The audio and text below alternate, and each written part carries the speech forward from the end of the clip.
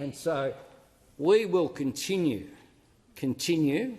to do what we can, and I would hope that we do so in a way reflected by the Leader of the Opposition's last comments in response to the question that I received, in a bipartisan way. And I accept, for example, that the Leader of the Opposition took some measures when he was Minister, particularly aimed at children and those issues. And these issues certainly should remain bipartisan. I assure the member for Warringah that I will continue to be a strong advocate, but I'm very proud of what my government has done. Has it been perfect? No, because these issues aren't perfect. They take time. And it's not just a matter of government, it's a matter of every bloke having a conversation.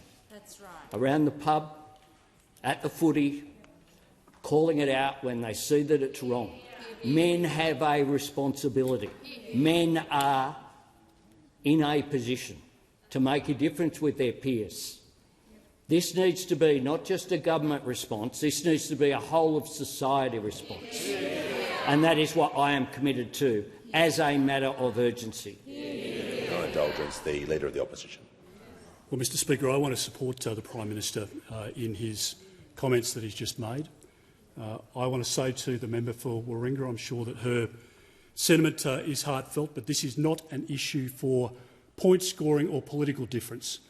The Australian public should hear that there is no difference between either side, anybody in this chamber, in relation to this most serious issue. Every government, including this government, has dedicated themselves to doing the best to reduce violence, through funding, through programs, through innovation, and the support that the Prime Minister expects from all of us is forthcoming, will be forthcoming, Prime Minister, and I don't believe it's a fair critique of the government that they haven't done enough, or that they're not doing enough, or that they don't have intention to act properly in this space. I don't think that's the view of the Prime Minister at all, and I think it mischaracterises the approach of the government. And the approach of the opposition will be to support it. As the Prime Minister rightly points out, the establishment of the Australian Centre to Counter Child Exploitation was supported on a bipartisan basis, and it saved literally thousands of children, supported women in domestic violence situations where children are being sexually offended against. And the strongest message that we can send from this chamber to the Australian public is that we stand united to condemn it. And as the Prime Minister rightly points out, all of us should have conversations, and regular conversations, with our sons, with our nephews, with others that we influence.